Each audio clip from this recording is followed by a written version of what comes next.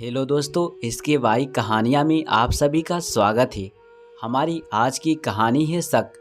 अर्चना जैसे ही स्कूल से आकर घर में कदम रखती है तो देखती है कि माँ गुस्से से भरी हुई बैठी है। उसे कुछ समझ में नहीं आ रहा था कि आखिर बात क्या है। जैसे ही चप्पल उतारकर वो अंदर जाने लगी, जोर से वे गरजी, रुको। मेरे पांव थम गए। पीछे मुड़कर देखा और कहा, क्या है माँ, क्या हुआ? अब तक कहाँ थी? माँ ने पूछा।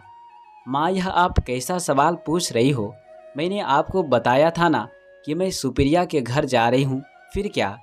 वहाँ से तुम दोनों कहीं गई थी? हाँ माँ, मैं और सुप्रिया दोनों सिनेमा देखने चले गए। यह प्रोग्राम अचानक बन गया था। वैसे भी मैं आपको आकर बता ही देती ना। वैसे भी माँ, आप इतना मुझ पर नज़र रखती है कि कभी कभी तो मेरा दम घुटने लगता है। आपके सवालों से बस कीजिए, मुझ पर भरोसा कीजिए। मैं कभी भी ऐसे वैसे काम नहीं करूँगी जिससे आपको या पिताजी को सिर नीचे करना पड़े। अपने कमरे में जाकर अर्चना रोने लगी कि दीप्ति दीदी ने गलत काम किया है तो उसकी सज़ा मुझे क्यों मिल रही है? उसने किसी लड़के के साथ भागकर शादी कर ली है तो मुझे भी माँ शक की नज़र से देखती रहती है। मैं दीप्ति दीदी की छोटी बहन हूँ तो क्या मेरे ख्याल तो उनसे अलग है। मुझे तो पढ़ाई पूरी करनी है, वकील बनना है।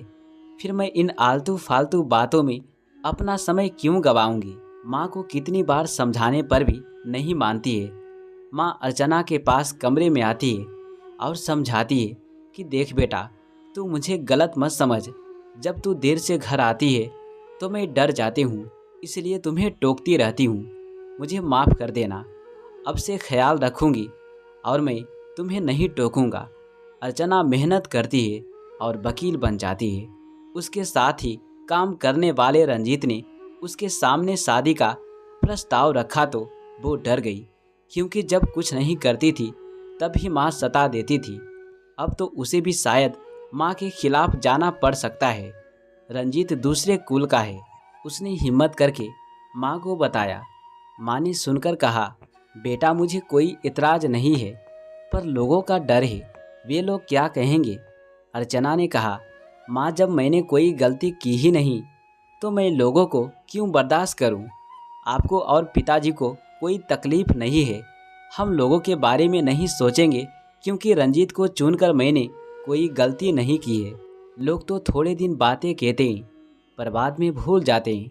किसी के पास भी इतना समय नहीं कि वे बातें सुनाते रहे। बात आ ही गई। आज अर्चना शहर में नामी वकील है और रंजन हाई कोर्ट में जज हो गए हैं।